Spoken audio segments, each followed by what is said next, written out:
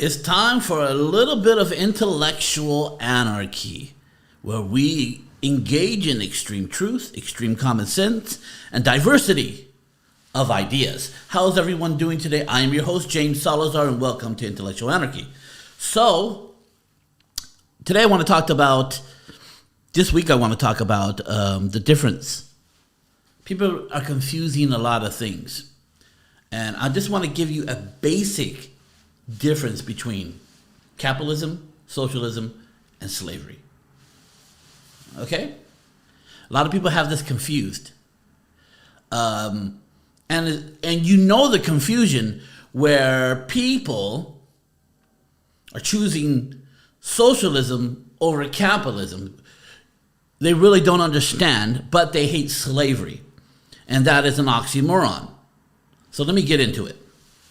As you know, slavery is taking people and taking away their freedom and treating them like property, where you have no moral obligation to it. You can run into ground like a car. You know, you run your car down to the ground, you toss it aside, and most of the time you are treating people like an object as opposed to human beings. And you take away their freedom and you make them work your fields, or you make them do.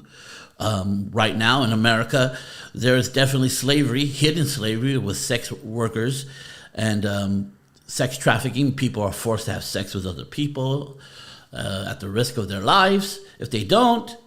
So slavery is taking people's freedom for an individual. There's an individual who wants to take away your slavery, take away your freedom, so you can work for him without pay. Socialism is pretty much taking away your choices for the greater good of society. It is slavery, light, but you still don't have any choices. You're going to do what's good for the society, whether you like it or not. It's basically slavery for society, or lack of choices, or minimizing your choices to vary too. But you can't do what you want. You do what's best. And part of that, the means of production are controlled by the people. Not really. It just means the person who creates the business and saves the money for a business. They create the apparatus, and then it's equally distributed among the people. Well, it pretty much stole that business from the individual, so therefore people don't open businesses, and therefore there's lack of jobs, because everybody wants to be the person working for the person. Of course, in America, or in places that believe in the free market or capitalism, free market capitalism is freedom, but not fair and not equal. This is the difference. Slavery is enslaving people for your own pleasure. Socialism is slavery light for the good of society. And capitalism is choice and freedom, but unfair and unequal. There's people who rise and there's people who fall. Some people do better, some people don't. Some people get an education, get more money, some people don't. And if you don't get your education and you didn't do it much and you have to be a housekeeper for the person who makes a lot of money, that happens in capitalism. Every decision is a transaction. Will you do this and I'll pay you that? And you go, okay, that sounds fair. That's the difference. And you might be working for a man who might be rich, and you're making $15 an hour. And you might be, and many people will tell you that it's unfair that this man is able to have that much money. Now, the majority of existence, money was handed down and controlled by nobles and all that stuff. But there are more millionaires in America that are self-made than there are people who have inherited money. That is a fact. Look it up. People would like to tell you that, oh, you either got to inherit money, be a musician, or an athlete to be rich. And that's just not true. The majority of people are self-made, and they're not entertainers, and they're not athletes. That's a very small percentage. They just have what you call fame that makes you think that's all there is. But the majority of people that are millionaires in this country were self-made, encompassing all races.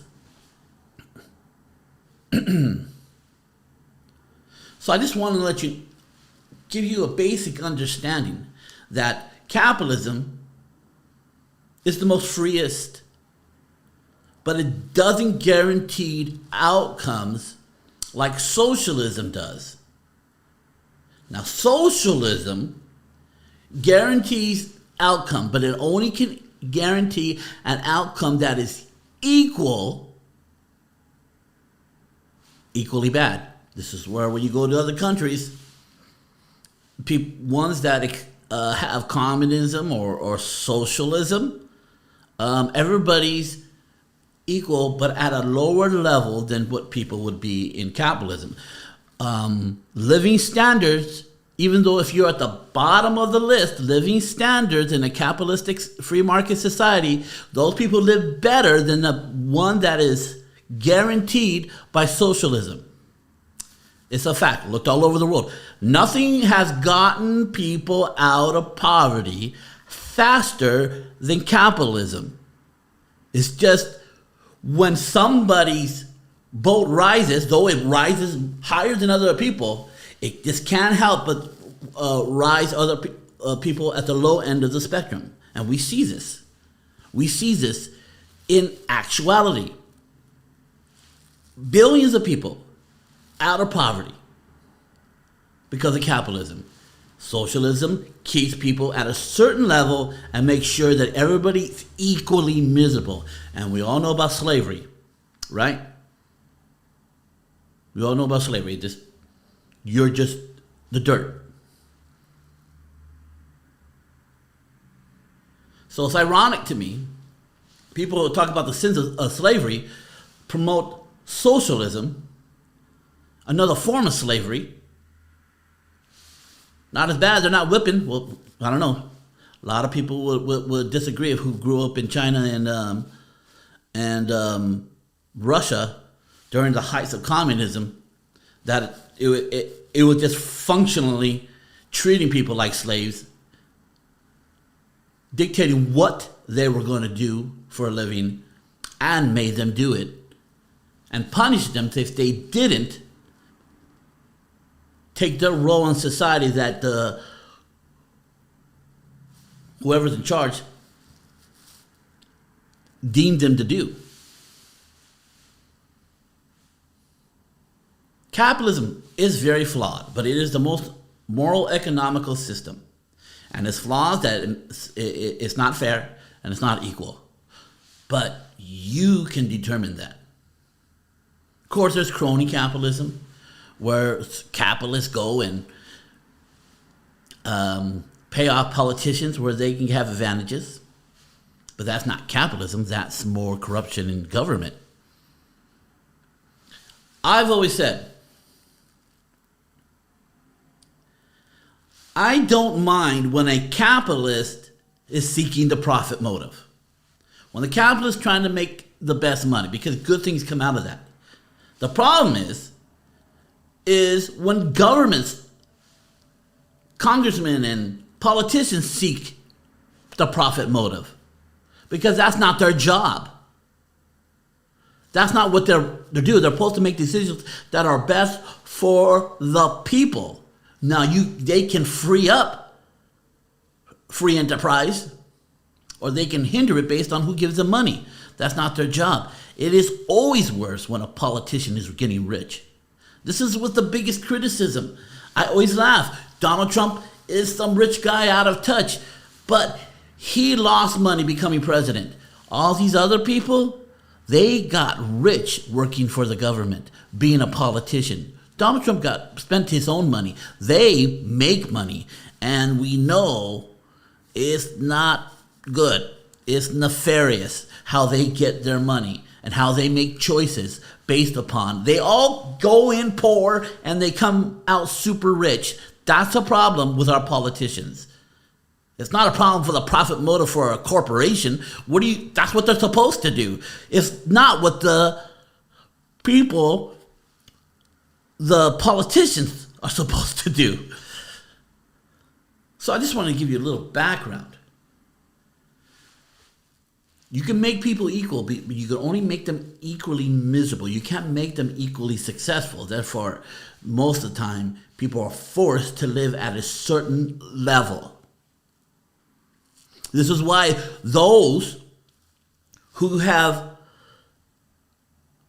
life is completely financed through government assistance, they always stay at this economical level.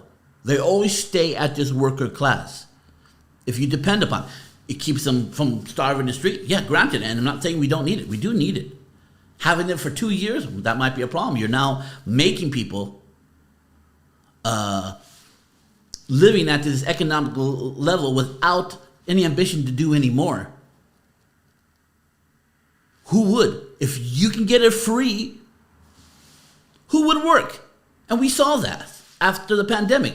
There's millions of jobs available, but people just don't want to do it because it's not better than the free. So those people have accepted for themselves a lower standard of living based on not having to work, which might be a higher standard to them, but it's not good for society. We can go for hours on the difference between capitalism, socialism, and slavery. But we're the most dynamic military, dynamic culture, dynamic economy, not perfect, but the most dynamic in human history because we believe in free market capitalism. Even though we have tried to control economies, our own economy at times, which makes things worse, we're still, at our heart, capitalist. And it's better to live here than anywhere else. No one's breaking down socialist countries' walls and trying to go over their borders. They're not. Nobody cares about that shit. They know if you come here, if you work hard, you can make something of yourself. It's happened over and over again. You got these people telling lies that you can't do what you want to do in this country because of systematic this and the problem with that, where some immigrant will come over, sell oranges on the corner, save that money, open up an ice cream cart, save that money, open up a little taco truck or a taco stand, save that money, open a taco truck, get a couple of taco trucks, maybe open a restaurant, and they're millionaires. It happens more than you think. And the person who makes the better tacos gets there first. And they were not privileged with American education. It's not possible for them. It is possible. Government's not the solution. Government's the problem. Let people thrive. So I'm going to leave you with that today. Hey, I have plenty of shows. I got the Brightburn YouTube Academy. I got the Future Republic, where we talk about all things futurism. I have the Brightburn Society Facebook group, where we gather and we talk about mindsets and modalities about being successful an entrepreneur. I also have a free ebook for you. And if you need me to come speak at one of your events, you can find that in the QR code or jamessalazarmedia.com/sling, or some coaching things I'm coming out. You can come check those out. Whatever you need, you can find that in the QR code, or you can go to jamessalazar.com/sling. It will link you to everything I'm doing.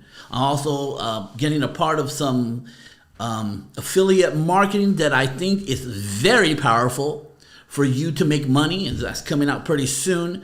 I just need to work out the kinks so I can present it to you, so you can have opportunities to expand your knowledge and wealth. So, my friends, this is James Salazar signing out of the Intellectual Anarchy. See you next week.